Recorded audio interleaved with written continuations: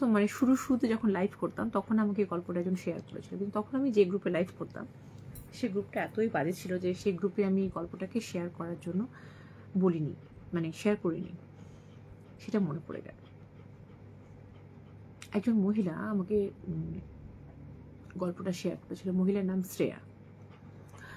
তো শ্রেয়া একটা ছেলেকে খুব ভালোবাসত। ছেলেটার নাম ছিল অনির্বাণ। এবং আমি নামগুলো একদম সত্যি সত্যি বলছি এই কারণে, কারণ যেহেতু তোমাদের পক্ষে বা আমার পক্ষ এখন তার নাম ঠিকানা জেনে সেই জায়গাটাকে চেনা সম্ভব না। শ্রেয়া অনির্বাণকে ভীষণ ভালোবাসত এবং অনির্বাণের সঙ্গে শ্রেয়ার মোটামুটি, হ্যালো নন্দিতা, তো শ্রেয়ার সঙ্গে শ্রেয়ার সঙ্গে অনিন্দর, কি নাম বললাম, অনিন্দই তো বললাম, কি নাম বললাম গো নন্দিতা ছেলেটা, এক্ষুনি ভুলে গেলাম, তোমাকে দেখে ভুলে গেলাম সব কিছু। ছেলেটার নাম বললাম,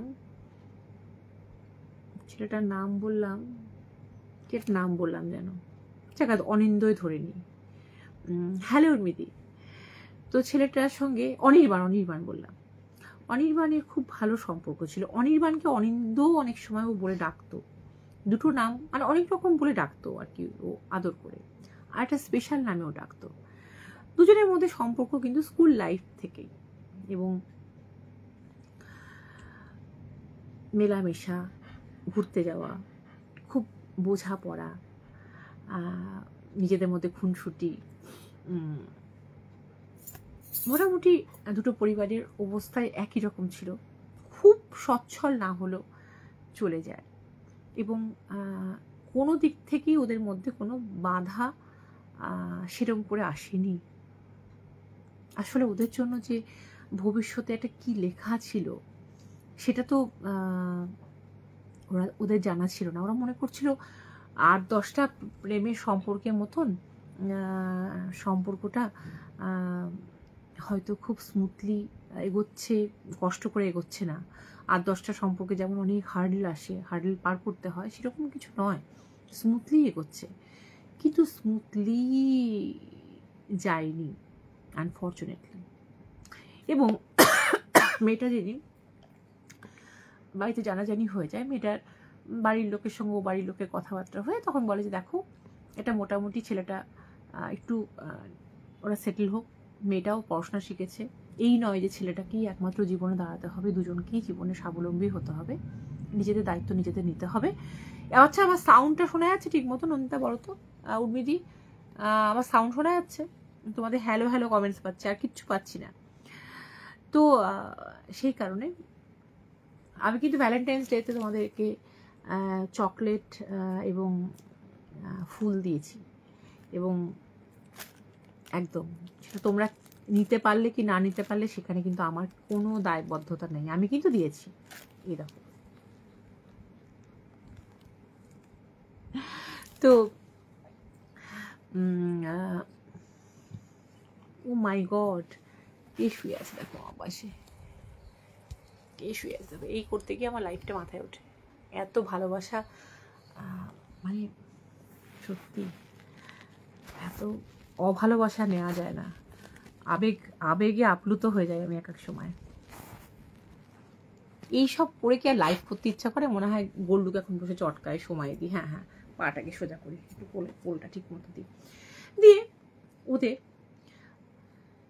যথারীতি দুজনে ঠিক মতন চাকরি বাকরি পায়, কাজের সন্ধান পায়, এবং কাজ টাজ পাওয়ার পর একটা নির্দিষ্ট দিন দেখে বিয়ের দিন ঠিক করা হয়। দুই বাড়ি থেকে সাধ্য মতন জোগাড় জান্তি করে কেনাকাটা করে বিয়ের দিন, অর্থাৎ ওদের যে সব থেকে চাওয়ার দিন, সেটা যখন এলো তখন একটা খুব মর্মান্তিক ঘটনা ঘটে। ছেলেটার বাড়ি মেয়েটার বাড়ি থেকে খুব একটা বেশি দূরে ছিল না।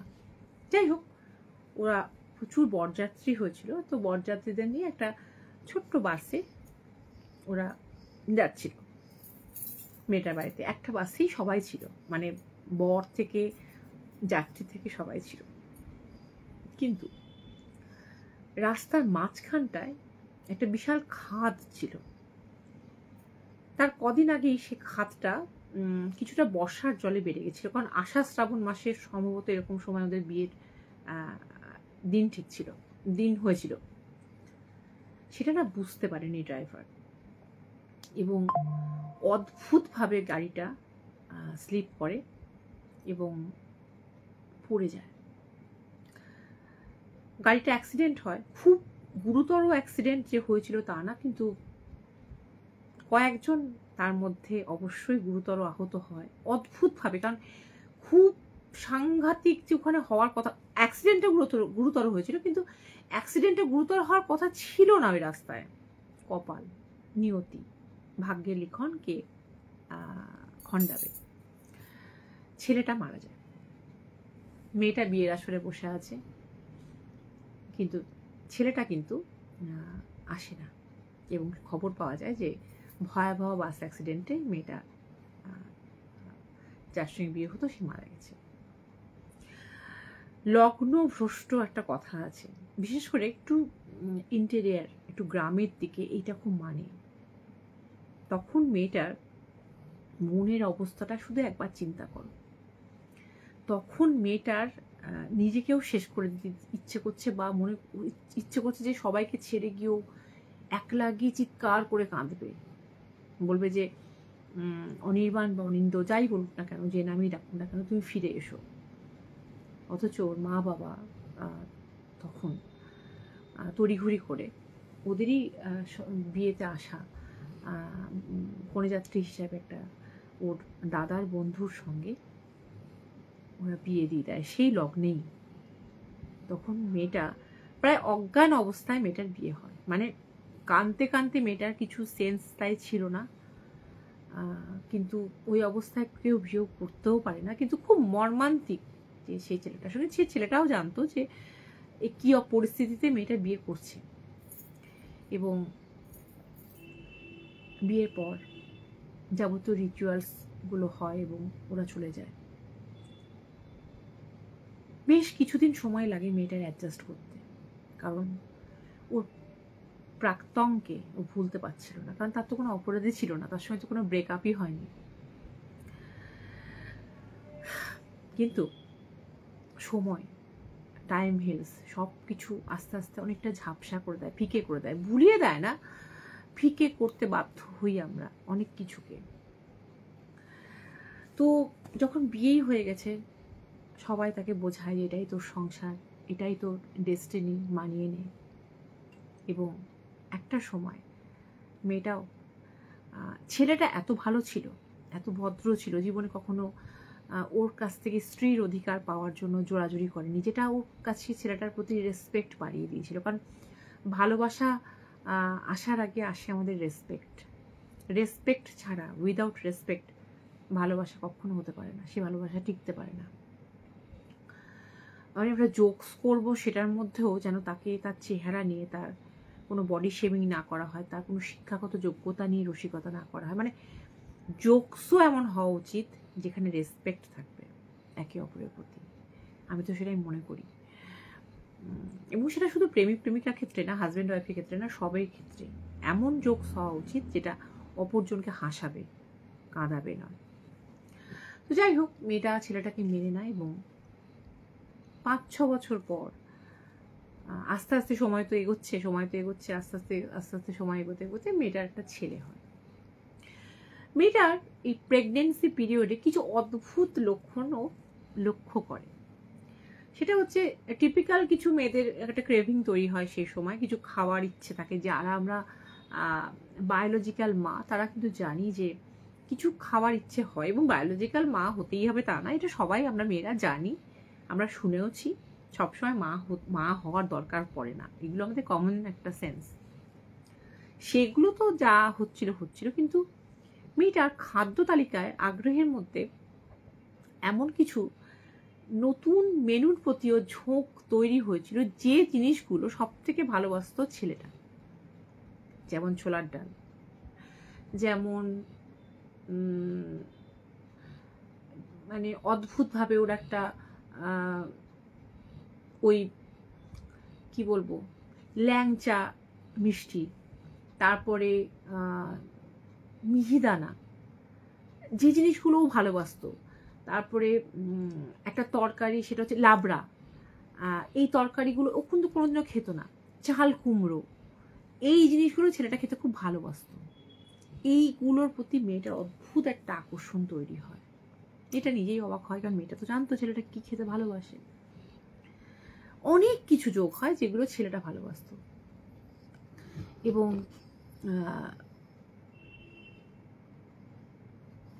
একদিন বাচ্চাটা জন্ম হয়, সে বাচ্চাটা ছেলেই। এবার বলি, ওই মেয়েটা ছেলেটাকে ডাকতো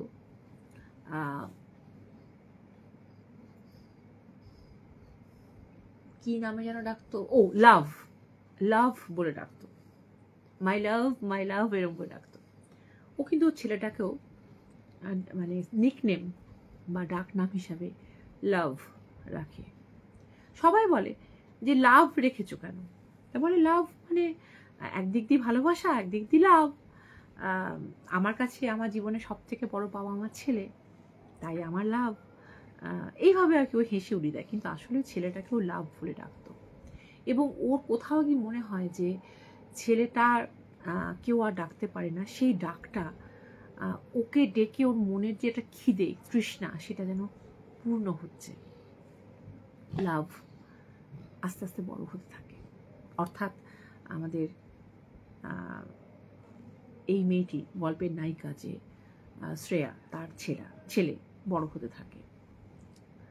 এবং বড় হওয়ার পর, কিছুটা বড় হওয়ার পর থেকে মেয়েটা অদ্ভুতভাবে লক্ষ্য করে যে ওর আচরণ, চেহারা, অনেক কিছুর মধ্যেই ও অনির্বাণ বা অনিন্দ, যাকেও পছন্দ করতো তাকেও খুঁজে পেতে থাকে।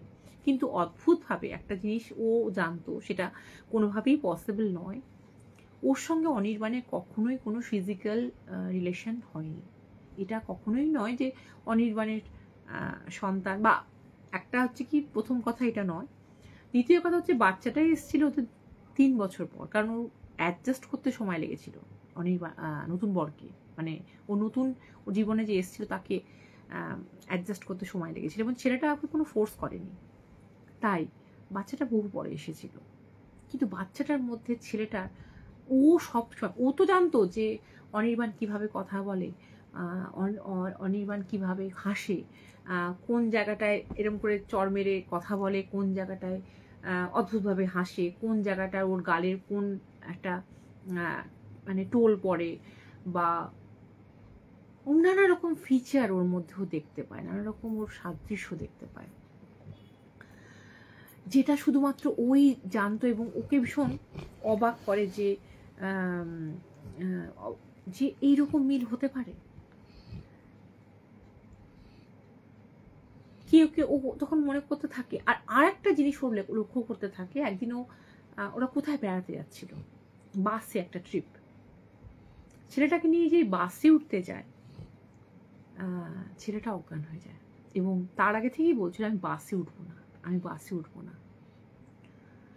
তো ওরা ভেবেছে বাচ্চা কোনোদিনও বাসে ওঠেনি, ওখানে ট্রেন লাইনটাই ভালো ছিল, ওটা ট্রেনে উঠেছে বেশি, বাসে হয়তো ভয় পাচ্ছে। কিন্তু বাচ্চাদের তো বাস বা গাড়ি সম্বন্ধে একটা এক্সাইটমেন্ট থাকে। কিন্তু ও কিন্তু অজ্ঞান হয়ে যায়, এবং ওদের ট্রিপটা ক্যান্সেল হয়ে যায়। এবং ওকে তারপরে যতবার চেষ্টা করা হয়েছে, বাসে ওকে তোলা যায়নি। ইভেন যখন স্কুলে ভর্তি হলো, ওদের স্কুল বাসেও ও উঠতো না, ওকে পার্সোনালি দিয়ে আসতে হতো।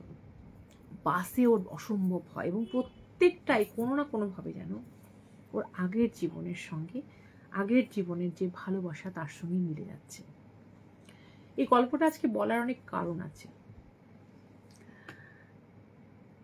এবং ছেলেটার একদিন এই করতে করতে ও একদিন হঠাৎ করে, ও কিন্তু দেখো দুটো সম্পর্ক দুরকম, ভিন্ন।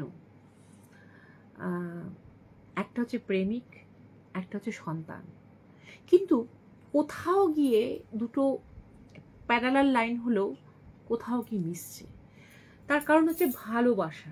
ভালোবাসাটা হচ্ছে একটা ইউনিভার্সাল জিনিস। ভালোবাসার না কোথাও কোথাও খুব কমন। মা ছেলের মধ্যেও কিছু জিনিস থাকে যেটা প্রেমিক প্রেমিকার মধ্যে থাকে, যেটা স্বামী স্ত্রীর মধ্যে থাকে, যেটা বাবা মেয়ের মধ্যে থাকে, যেটা ভাই বোনের মধ্যে থাকে, যেটা হচ্ছে কেয়ার নেওয়া, তার জন্য দুশ্চিন্তা করা, সে তার শরীর ঠিক আছে কিনা, তার মন ঠিক আছে কিনা, তার শরীর স্বাস্থ্য মনের স্বাস্থ্য, সে ঠিকমতো খেয়েছে কিনা, তার খিদে পেয়েছে কিনা, তার কোনো খারাপ হলো না, এই যে চিন্তা, এগুলো আমরা যাকে ভালোবাসি তার জন্যই করি। তাই কিছু জিনিস আছে ভীষণ কামানি। ভালোবাসা অনেক সময় একটা জায়গা থেকে, ভালোবাসা কখনো শেষ হয় না। এই মেয়েটার জন্য আজকে এই গল্পটা আজকে বাঁচলাম, যে ভালোবাসা শেষ হয় না, ভালোবাসা সবসময় রূপান্তরিত হতে পারে, একটা জায়গা থেকে একটা জায়গায় তার ট্রান্সফরমেশন হতে পারে, কিন্তু ভালোবাসা এন্ডলেস, ভালোবাসা ধ্বংস হয় না।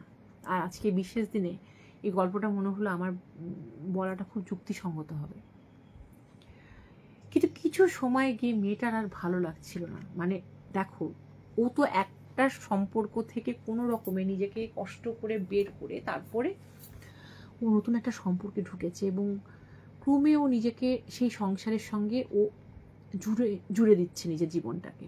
তখন এইরকম লক্ষণ প্রত্যেকটা মুহূর্তে ওর পুরনো জীবনকে যখন ওর মনে করিয়ে দিচ্ছে, তখন ওর না অসহ্য লাগছে, ও ভালো লাগছে না। এবং একটা সময় ও ছেলেটার উদ্দেশ্যে বলে যে, যদি তোমার কোনো প্রভাব ওর মধ্যে থেকে থাকে, যদি তুমি কোথাও থেকে থাকো, তোমার অস্তিত্ব আমি অনুভব তো সবসময় করি, মনে মনে করি, অনুভব করি আমার স্মৃতি দিয়ে, আমার কি বলবো, আমার কাজের মধ্যে এবং কাজের ফাঁকেও। কারণ মানুষ যাকে মনে করে না, এটা খুব ভুল কথা যে কাজের ফাঁকে তার কথা মনে হয় না, কাজের মধ্যেও সে আসে। আচ্ছা, নন্দিতার এই কমেন্টসটা আমি বুঝতে পারলাম না, এটা ঠিক না, একটু বলো তো প্লিজ, এক্সপ্লেন। তো তুমি না ওর কাছ থেকে তুমি সরে যাও। আমাকে তো সামনের দিনটা চলতে হবে, আমার সংসার দেখতে হবে, আমি এই মিলটা নিতে পারছি না। ওটা কোনো একটা সন্ধেবেলায় ওটা আকাশের দিকে তাকিয়ে একটা আনমনে একটা প্রেয়ার ছুড়ে দেয় ইউনিভার্সের কাছে, এবং তার কিছুদিন পর বাচ্চাটার প্রচণ্ড জ্বর হয়, জ্বর ছাড়ছে না। কিছুদিন পর্যন্ত তো ডাক্তার দেখানো হয়নি, ডাক্তার দেখানো হলো, কিছু অ্যান্টিবায়োটিক্স চললো। যখন জ্বর ঠিক হলো না, তখন ইউরিন টেস্ট থেকে আরম্ভ করে কিছু ব্লাড টেস্ট, কিন্তু কোনো কিছু অ্যাবনর্মাল রিপোর্ট নয়, অথচ জ্বর ছাড়ছে না, প্রচণ্ড ধুম জ্বর। এইরকমই একদিন রাতে প্রচণ্ড জ্বরের ঘুরে ও পাশে এমনি করে বালিশের মধ্যে এরকম করে হাতটা দিয়ে ছেলেটার গায়ে হাত দিয়ে, আমরা মায়েরা যেটা করি আর কি, মানে খুব জ্বর জ্বালা হলে আমরা দু চোখের পাতা এক করতে পারি না, আমরা মানে এরকম ও করেছে, এমনি শুয়ে আছে। ও না, স্ক্রিনে একটা কামড় দিক না, ও ডায়েট করছে, ওকে আমি চকলেট দেবো না। তো আমি এতক্ষণে বুঝলাম সোনালি, তুমি বুঝতে পারি নন্দিতা যে এটা ঠিক না। কোনটা ঠিক না বলতে আমার মাথায়, আমি একদম টিউবলাইট হয়ে গেছি, আগেকার টিউবলাইট, এখন স্মার্ট টিউবলাইট না, এখন তো সব কিছুই, এখন তো স্মার্ট মিটারও আসছে, ইলেকট্রিক্যাল মিটার, সব কিছুই স্মার্ট। তো যাই হোক, প্রচণ্ড জ্বরে ওকে হঠাৎ করে খামচে ধরে, এবং খামচে ধরা তো ওর তাড়াতাড়ি ঘুমটা ভেঙে যায়, ভাবে যে ওর হয়তো হাই টেম্পারেচারেও বিগারে কিছু করছে। তখন ও বলছে যে আমি আমি আমি আর আমি আর আসবো না, তুই ভালো থাকিস। ও বাচ্চাটা কিন্তু মাকে তুমি বলে, এবং ওই ছেলেটা কিন্তু ওকে তুই বলতো, তুই ভালো থাকিস, আমার তোর কাছে অনেক কিছু পাওয়ার ছিল, জানিস, অনেক কিছু পাওয়ার ছিল, মানে এইভাবে জড়িয়ে জড়িয়ে বলছে বাচ্চাটা। আর ও ততবার বলছে, তুই কি বলছিস, তুই কি বলছিস, আমার তোর কাছে অনেক কিছু পাওয়ার ছিল। সেদিনই ওর বাবা নেই, মানে ওর বাবা ছিল পুলিশ ডিপার্টমেন্টে কাজ করতেন, তো সে নাইট ডিউটি পড়েছে, কোথাও গেছে একটা, তো ও একা আছে, এবং রীতিমতো একটা বৃষ্টির রাত, তার একটু আগে বৃষ্টিটা থেমেছে, ঠান্ডা হাওয়া দিচ্ছিল বলেই ওর চোখটা লেগে এসেছিল। তো বলছে অদ্ভুত একটা রাতে এরকম হলো, মানে ফ্ল্যাশ হচ্ছে তখন আকাশে, এবং ও বলছে, তুই তো একবার আমাকে হারিয়েছিস, এই আমাকে ওর মধ্যে দিয়ে বাঁচিয়ে রাখবি।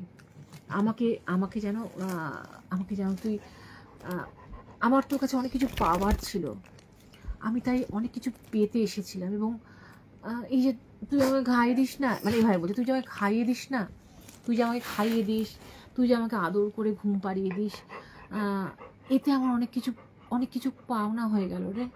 এই জীবনের মতন আমার অনেক কিছু পাওয়া হয়ে গেল, আবার পরে দেখা হবে।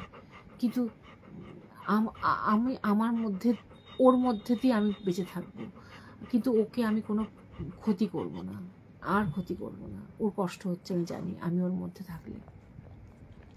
এটা বলে ছেলেটা হঠাৎ করে অজ্ঞান হয়ে গেল। ও মনে করলো যে কি ব্যাপার, অজ্ঞান হলো কেন, তাহলে কি জ্বরটা বেড়েছে? তো আচ্ছা আচ্ছা আচ্ছা,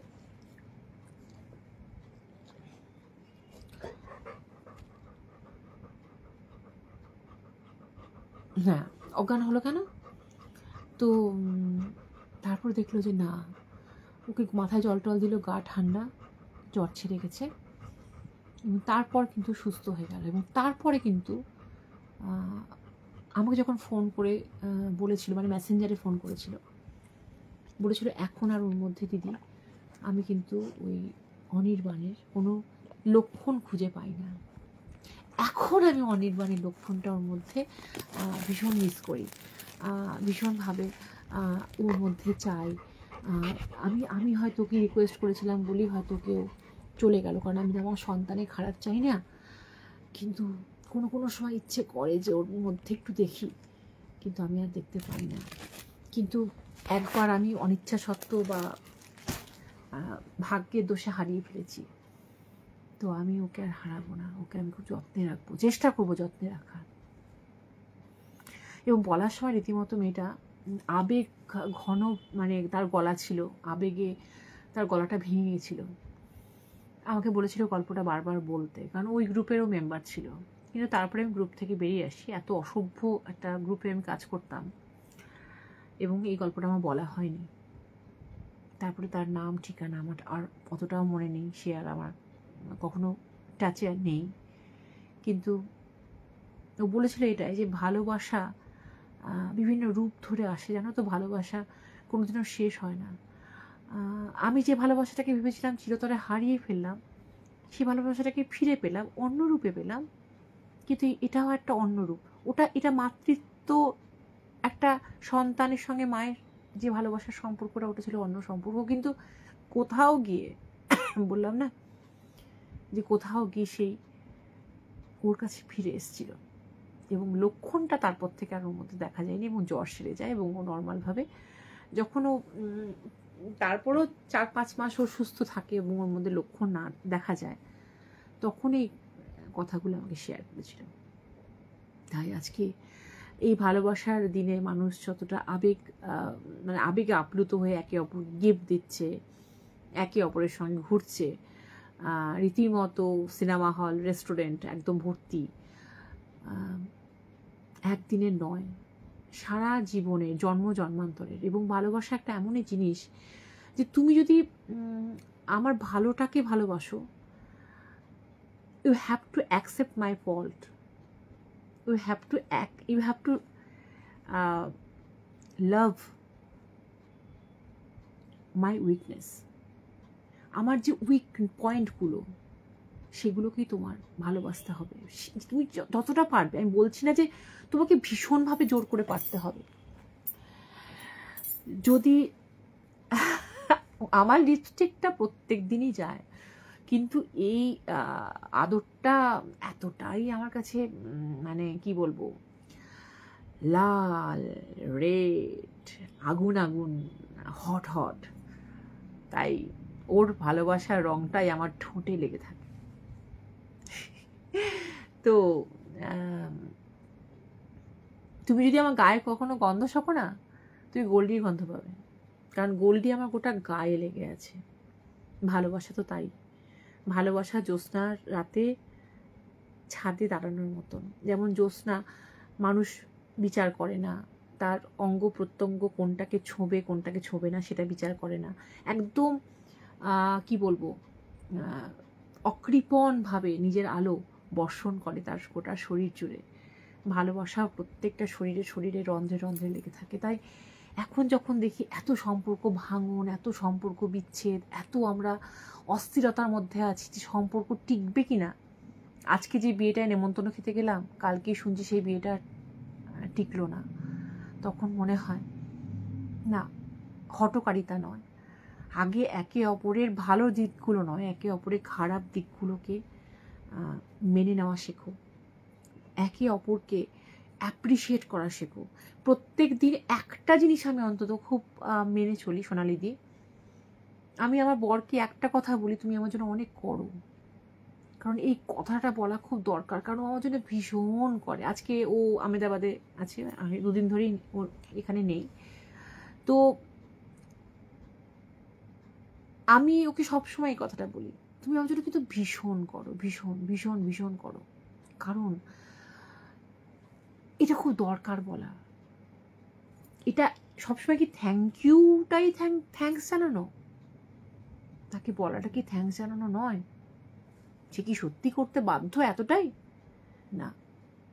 তাই প্রকাশের দরকার আছে। আর ভালোবাসতে যদি জানো, তাহলে তার গুণগুলোর আগে তার দোষগুলোকে শুধরানোর চেষ্টা করো। তার কামিয়াগুলোকে, যেগুলো সে শুধরাতে পারবে না, কামিয়া তার মধ্যে যেটা, সেটাকে যদি মেনে নিতে পারো, তবেই তুমি ভালোবাসতে পারবে। আর যদি না পারো, তাহলে কোথাও তো একটু ফাঁক আছে। হ্যাঁ, এইটা ভীষণ দরকার সোনালিদি, ভীষণ দরকার। কারণ আমি যদি এটা না বলি, তাহলে তার কোনো একটা সময় মনে হবে আমি কলুর বলদের মতো খেটেই গেলাম সারা জীবন। এই যে আমি রান্না করি যখন, সাধারণ রান্না, আমি তো বাঙালি রান্না ছাড়া কিছু রান্না জানি না, আমাদের বাঙালিদের রান্নাই আমি জানি, সাধারণ একটা রান্না হয়তো করলাম, ওনা খেয়ে অমনি এরকম করে ঘাটটা নাড়ে দিয়ে বলে আজকে আমি একটা পরোটা বেশি খাবো। এই যে রেকগনিশনটা, এই যে জিনিসটা, তো এই যে ওর অ্যাপ্রিসিয়েশনটা, এটা আমাকে রান্না করতে ইন্সপায়ার করে। আমাকে কোথাও গিয়ে মনে হয় যে না, আজকে দিনটা আমি রান্না করবো, তাহলে ও একটা পরোটা বেশি খাবে। আমি জানি এমন কিছু করিনি, সাধারণ রান্না করেছি, কিন্তু ও কিন্তু এটা জানে, ওই আমাকে হয়তো শিখিয়েছে, এমনও হতে পারে। আচ্ছা, আর একটা গল্প বলি।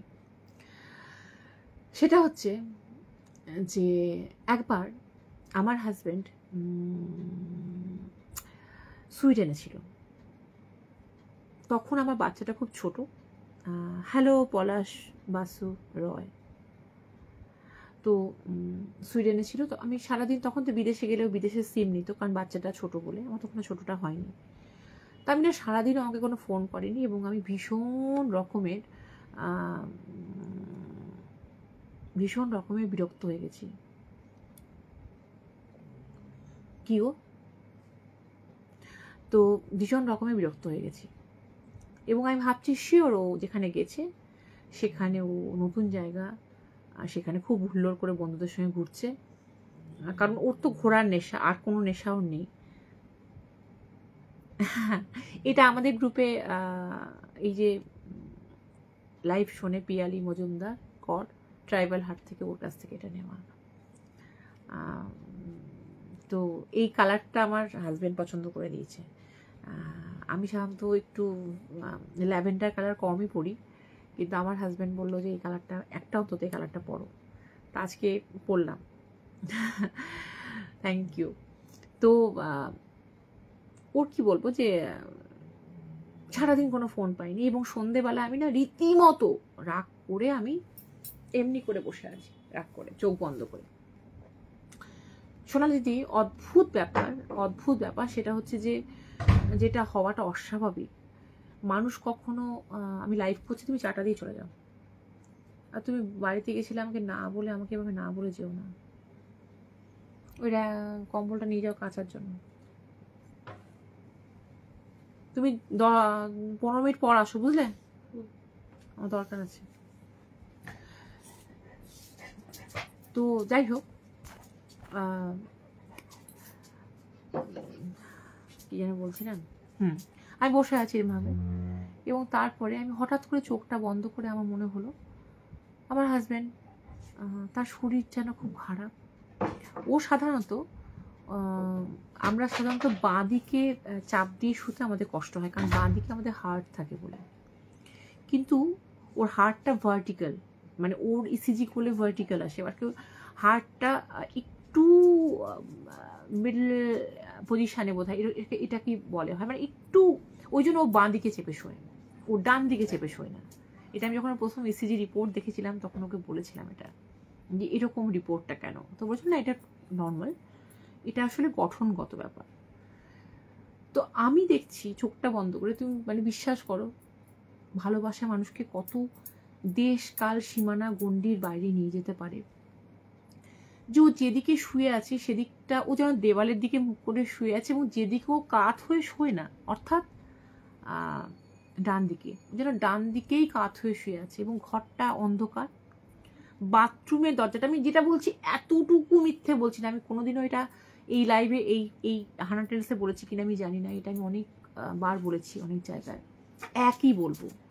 বাথরুমের দরজাটা এইভাবে একটু খোলা আছে, এবং তার থেকে একটা আলো আসছে, এবং খুব মানে অস্বাস্থ্যকর পরিবেশ হল, দেখবে একটা আমাদের কিছু ধুলো মানে পার্টিকেলগুলো আমাদের আলোর সামনে দিয়ে ওড়ে, ঠিক মনে হয় ধোঁয়া ধোঁয়া ধোঁয়া ধোঁয়া ধোঁয়া ধোঁয়া ধোঁয়া একটা আলোর সামনে দিয়ে, ওই যেন পার্টিকেলগুলো দেখা যাচ্ছে, ওরকম একটা ধোঁয়া ধোঁয়া ধোঁয়া ধোঁয়া ঘর, এবং ও যেন ভীষণভাবে চাইছে বাড়ি ফিরে আসতে, এবং আমাকে ভীষণভাবে মিস করছে। আমি একটা চোখটা বন্ধ করে, স্বপ্ন নয়, আমি রিপিট করছি, আমি স্বপ্ন দেখিনি, আমি জাস্ট ঝাটকা মেরে আমি তাড়াতাড়ি করে উঠে, বাবা ছিল, বাবা বাবা বাবা, আমি এমন কেন দেখলাম, আমি তো স্বপ্ন নয়, আমি তো বসে থাকতে থাকতে এরকম চোখ বন্ধ করে দেখলাম।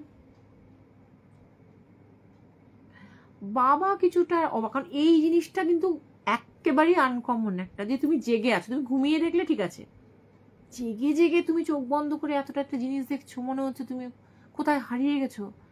ও শুয়ে আছে যেদিকে কাজ করে না, অর্থাৎ ডান দিকে কাজ করে শুয়ে আছে, ঘরে ধোঁয়া ধোঁয়া ধোঁয়া ধোঁয়া, অন্ধকার ঘর, আর বাথরুম থেকে যেটুকু আলো আসছে সেটুকু আলো, ওর যেন ওঠার ক্ষমতা নেই, ও যেন কাতরাচ্ছে, আর বারবার মনে করছে আমি দোলনের কাছে যেতে পারতাম, কবে যাব, ও যদি আমার কাছে থাকতো তাহলে আমার একটু উপকার হতো, আমার খুব কষ্ট হচ্ছে। এইটা বারবার চোখ বন্ধ করে যেন আমার 1 সেকেন্ডে দেখতে পেলাম। এবং তার কিছুক্ষণ পর আমি বারবার ফোন ট্রাই করতে করতে কোনো রকমে ফোন করে জানলাম, ও বললো কোনো রকমে যে আমি খুব অসুস্থ, আমি কালকে আমাকে এখান থেকে নিয়ে যাওয়া হচ্ছে। তারপরে যখন ও ফিরে এসেছিল, আমি যখন ওকে বলেছিলাম, ও জাস্ট হাঁ করে আমার দিকে তাকিয়েছিল, কারণ সেই দিন ও এইভাবেই শুয়েছিল, এবং যেদিকে ও কাত করে শোয় না সেই দিকেই কাত করেও শুতে বাধ্য হয়েছিল, কারণ ওদিকে দেওয়াল, এদিকে ওর একটু ঘরটা ঠিক মতন মনোমতো ছিল না, মানে ও কোনো কারণে ওদিকে কাত করে শুতে কষ্ট হচ্ছিল। এবং ওর কি হয়েছিল, ও সুগার আছে, সুইডেনে ওকে জল দেওয়া হয়নি, এবং ওই যে ওরা বলে বিদেশে গেলে, আমিও একবার গেছি বিদেশে, তো ওরা বলে কি বাথরুমে যে এই ট্যাপটা, এখান থেকে আপনি জল নিন, এটা কিন্তু একদম মানে কি বলবো, যে কি বলে ফিল্টার্ড ওয়াটারটা একদম, এটা আপনি নিন।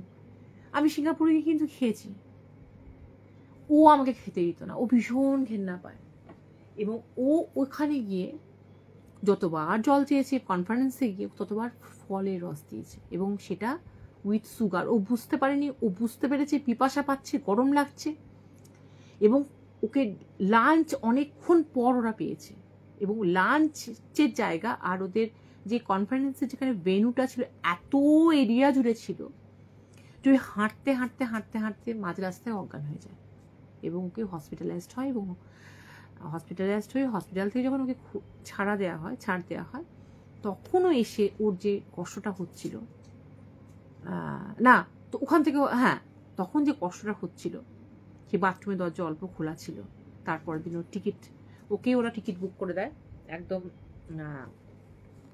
স্পেশালভাবে, কারণ যেহেতু ও ওখানে নিমন্ত্রিত, ও ইনভাইটেড গেস্ট, সেহেতু ওকে তো আর ওর একদম যেটাকে বলা হয় ইকোনমিক ক্লাসই তো বলে বোধ হয়, যাই হোক, ওখানে ওকে টিকিট বুক করে দিয়ে এমার্জেন্সি বেসিসে ওকে পাঠিয়ে দেওয়া হয়। এবং ঠিক ওইভাবেই শুয়েছিল, বাথরুম থেকে ওইটুকুই আলো আসছিল, ও দেওয়ালের দিকে তাকিয়ে। ও মনে হচ্ছিল কতক্ষণ আমি দোলনের কাছে যাব, আমার এত শরীর দুর্বল, আমার ওঠার ক্ষমতা নেই, আমি আর পারছি না। এটা একটা কোথাও গিয়ে আমার মনে হয়েছিল, হ্যাঁ একদম আশ্চর্য, কারণ ক্লিয়ার ভিজুয়ালাইজেশন, মানে ক্লিয়ার ভিজুয়ালাইজেশন যাকে বলে, একদম ভিজুয়ালাইজ করেছিলাম আমি ক্লিয়ার সোনালি দি। মানে আমি এখনো চোখ বন্ধ করতে হয় না, আমি তাকিয়ে বললেও আমি সেই সিনটা দেখতে পাই, যে ও একটা বিছানাটা যেন আমাদের যেরকম নর্মালি আমরা কনফারেন্সে গেলে যেরকম ধরনের ঘর খাট দেওয়া হয়, সেদিন সেটা ছিল না, এবং সেটা আমার জানার কথাই না।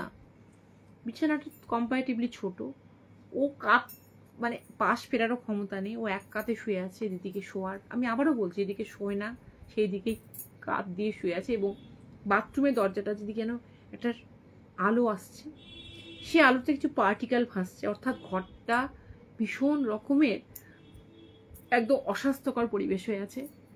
আরও প্রচণ্ডভাবে আমাকে মনে করছে ও বাড়ি আসার জন্য ব্যাকুল হয়ে আছে। আমি যখন বাবা বলে চিৎকার করে কি কাঁদি, বাবা বলে তুই কি ফোন পেয়েছিস? আমি বললাম না বাবা, আমি দেখলাম। বাবা কিন্তু খুব বিশ্বাস করতো। আমি এমনিতে খুব লাকি, এদিক থেকে আমার বাড়িতে সবাই এইসব ব্যাপারে খুব বিশ্বাস করে। এবং তারপরে যখন মিলে গেছিল, তখন বিশ্বাস করো আমার নিজের প্রতি কেমন যেন একটা ভয় লেগেছিল, যে আমি কী করে দেখলাম। তারপরে মনে হয়েছিল ভালোবাসা এমন একটা জিনিস, সত্যি হয়তো স্থান কাল পাত্র, মানে মাইল দূরত্ব সব কিছুকে অতিক্রম করে তার ভালোবাসায় মানুষটা বিপদে পড়লে আমাদের মন, আমাদের ভিতরের মন সেখানে পৌঁছে যায় এবং তার খবর নিয়ে আসে। এইটা আমার জীবনে আর যেন কখনো না হয় এরকম, একবারই হয়েছিল, আর ভগবান যেন কখনো এরকম না হয়, ও যেন সুস্থ থাকে। কিন্তু এটা যখনই বলি না, আমার সেই মুহূর্তগুলো মনে হয়। ও যখন ফিরলো না, এইরকম রোগা, এরকম গাল চেপে গেছিল, বিভৎস চেহারা, ওরকম ভীষণ খারাপ চেহারা, আমাকে যেন দেখতে না হয়। আর একটা ঘটনা বলি, এটা সম্পূর্ণ আবার ভ্যালেন্টাইন্স ডে থেকে আলাদা গিয়ে বললাম। আর একটা ঘটনা বলি, সেটা হলো, যেহেতু আজকে আমাদের অনেকটা বাবা আমার আমার আবার নজর লেগে যাবে, আজকে যেহেতু অনেকটা ক্লিয়ার আছে, মানে সব কিছু ঠিকঠাক আছে, এটা ছুট। আজকে একটা গল্প বলি, সেটা হচ্ছে আমার দাদুর ঘটনা বলি। আমার ছোট্টবেলায় সব থেকে প্রিয় বন্ধু ছিল আমার দাদু, কারণ আমার দাদু আমাকে কোলে নিয়ে ঘুরতো, দাদু আমাকে গল্প করতো, দাদু সারা পৃথিবী ঘুরেছিল, কারণ দাদু শিপিং কর্পোরেশনের রেডিও অফিসার ছিলেন, এবং আমার বাবাকে বলেছিলেন, বাবা চাকরি হয়ে গেছিলো, যে এই চাকরিটা তুই নিস না, কারণ সারা জীবন জলে জলে ঘুরিস না, সংসারটা খুব ইম্পর্ট্যান্ট। এবং আমার বাবার কাছেও সংসার সব থেকে ইম্পর্ট্যান্ট ছিল। আমার জন্য বাবা 5 বার প্রমোশন নেয়নি, বাবার মতো শিক্ষিত লোক জেল ডিপার্টমেন্টে ছিল না, 5 বার লিখে দিয়েছিল আমার প্রমোশন নেব না, চাই না। যার জন্য বাবা যখন রিটায়ার করে, বাবা কিন্তু হাইফাই কোনো স্যালারি ছিল না, বাবা অনেকের থেকেই অনেক কম মাইনে পেতো, অনেক কম বেতন পেতো। বাবা কিন্তু কোনোদিন বড়াই করে বলতো না যে আমি 5 বার প্রমোশন নিই, তার জন্য আমার মাইনেটা তো কম। বাবাকে রীতিমতো মাসের শেষে, কালকে আমাকে একজন ডাক্তারের সঙ্গে দেখা করতে গেছিলাম, উনি বলছিলেন যে আপনি তো কোটিপতি, তাহলে আপনি খুব ভুল করছেন। আমি খুব সাধারণ ঘরের মেয়ে, আমি আমার বাবাকে দেখেছি যে আমার মা বাবা দুজনে চাকরি করতো বলে হয়তো সংসারটা ভালোভাবে চলতো। 1 তারিখের দিকে তাকিয়ে থাকতে মাসে প্রথমের দিকে, যে মাইনেটা কবে আসবে, কারণ আমার বাবা ভীষণ অনেস্ট ছিল, ভীষণ অনেস্ট। আমার বাবার মেয়ে বললে আমাকে ভীষণ আমার গর্ব হয়। 1 তারিখের দিকে, তখন স্কুলের টিচারদের মাইনের কোনো দিনের ঠিক ছিল না, মার মাইনে অনেক সময় 23-24 তারিখ পর্যন্ত চলে যেত, পেতো না, বাবা 1 তারিখেই পেতো, কিন্তু বাবা সেই 1 তারিখের দিকে তাকিয়ে বসে থাকতো। কিন্তু এমনকি মা স্যালারি খুব ভালো ছিল, কারণ বামফ্রন্ট সরকার আসার পর নাকি স্যালারি টিচারদের খুব ভালো করে দিয়েছিল, তার আগে নাকি স্যালারি ভালো ছিল না, সেটা সেই যুগটা আমার জানা নেই। কিন্তু মার থেকে বাবার স্যালারি কম ছিল, তার একটাই কারণ, আমার জন্য। কিন্তু ওই যে বললাম না, আমরা মায়ের অনেক সময় বলি, এই তোকে আমরা পেটে ধরেছি, এত কষ্ট করে জন্ম দিয়েছি, তুই এরকম করছিস, কিন্তু আমার বাবা জীবনেও বলেনি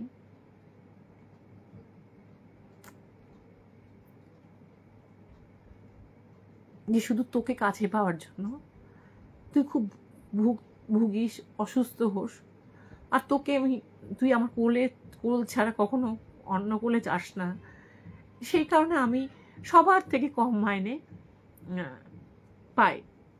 আমাকে তোকে ল্যাভিশলি রাখার জন্য আমাকে পুরনো সাইড ব্যাগ নিয়ে 10টা-5টা ডিউটি আমাকে ঘামতে ঘামতে ট্রেনে বাসে করতে হয়, বাসে বাবা উঠতো না। কোনোদিনও বাবা বলেনি, কোনোদিন বাবা বলতো না, কিন্তু সবকিছু আমার জন্য বাবা, আমার বাবা সবকিছু।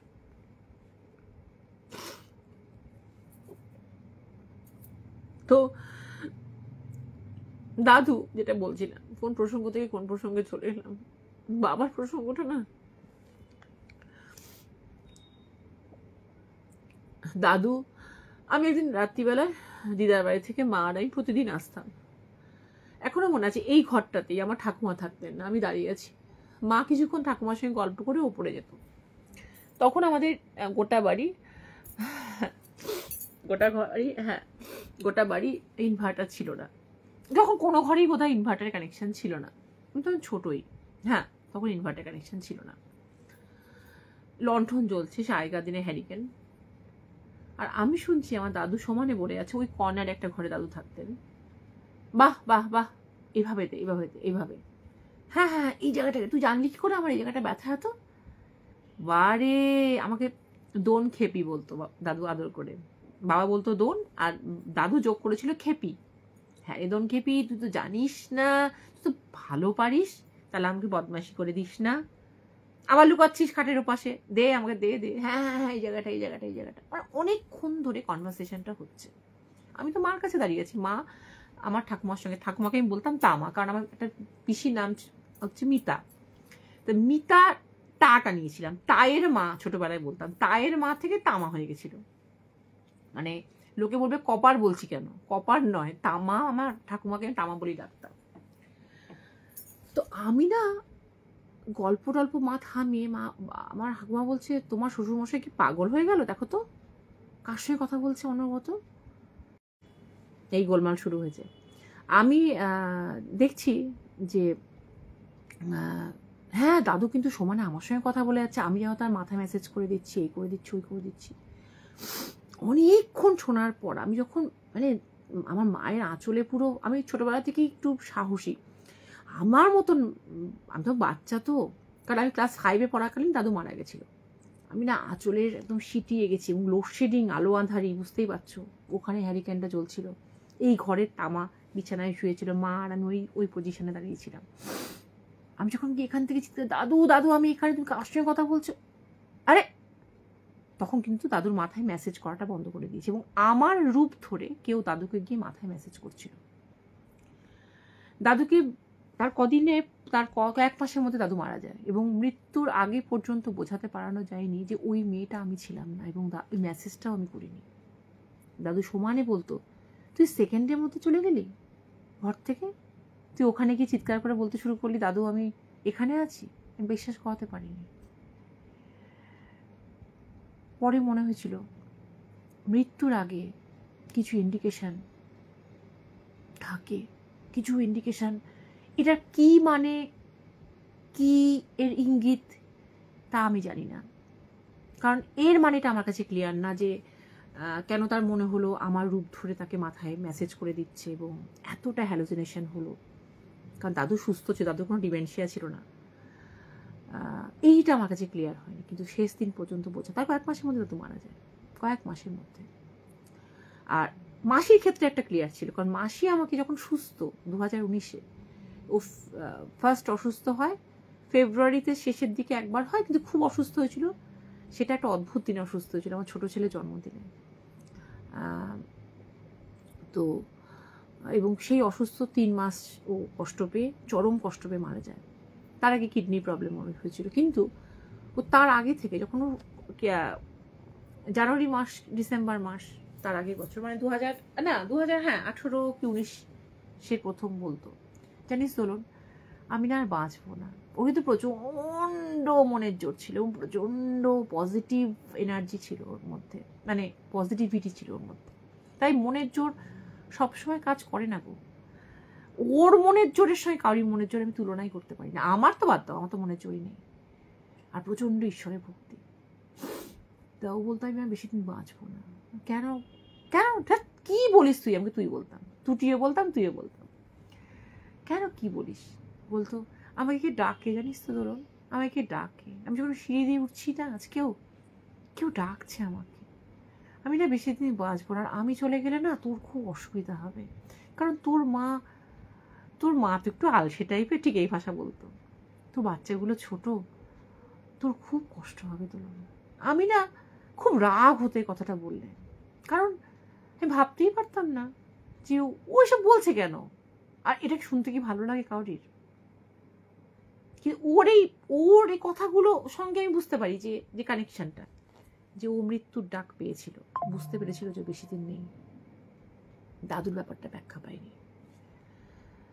বাবাও আমি দেখেছি যে সোমবার মারা গেল, আমি শুক্রবার কলকাতা থেকে এলাম, বাবা মারা গেছিল সোমবার, লক্ষ্মী পুজো ছিল রবিবার, ওই পরের দিন। বাবা মারা গেছিল 14ই অক্টোবর 1919 সালে, মাসি মারা যায় 4 মাস পর। বাবা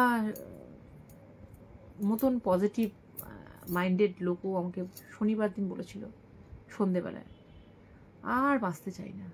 এটা কি নিয়ে খুব মানে মা চেঁচাচ্ছিল, কি একটা অশান্তি করছিল, কি একটা মানে মা অশান্তি করছিল, আমার সঙ্গে ঝগড়া করছিল, খুঁতখুতি, মানে ওই মা একটু খুঁতখুতি বেশি। অনেক তো হলো, অনেক তো বাঁচলাম, এই কথাটা খুব সাংঘাতিক।